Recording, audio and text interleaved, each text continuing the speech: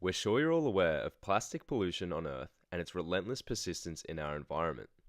As we navigate a world overwhelmingly surrounded by plastic, the hidden impact of these small fragments is slowly coming to light. Beyond the harmful greenhouse gases that they emit, cars serve as an unnoticed pathway for the release of micro and nanoplastics into our environment. As vehicles travel on roads, the tires wear down, releasing tiny particles into the air we breathe. These minuscule particles also find their way into the ocean and make up 78% of the total microplastics inhabiting this marine ecosystem. Another route through which we unknowingly consume these particles is through the food we eat. It is estimated that 5.25 trillion pieces of plastic are littered across our world's oceans. As these pieces break down into micro and nanoplastics, they become readily consumable by fish. In fact, 75% of the fish species that end up on our dinner plates have been discovered to contain nano and microplastics, meaning that when we eat fish, we are inadvertently ingesting these plastic particles. After we ingest these plastics, they can deposit and travel all around the body.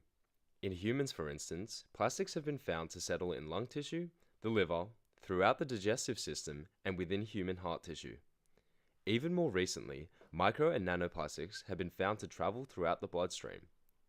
While the full extent of their health effects have not been completely explored, these nanoplastics have been linked to causing inflammation, toxicity, cancer, and neurological changes.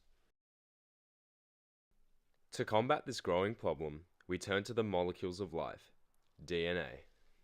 We use the long, single-stranded DNA scaffold, employing shorter segments to guide its assembly into our space shuttle cargo bay. This is known as DNA origami. We designed DNA invader strands to unlock and open the cargo bay doors when sealed shut. Additional strands are used to hold it in its open state while it surveys the surrounding environment.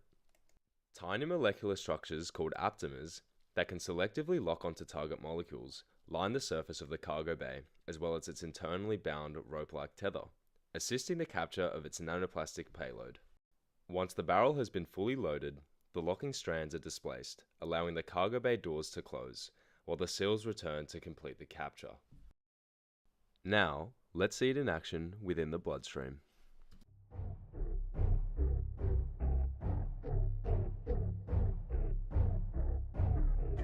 In vivo applications of DNA origamis are an emerging area of research. However, packaging the plastic particles in this way holds unique promise in the ability to remove these particles from the body. We hope you liked our video, and thank you very much to BIOMOD and the University of Sydney for making this all possible.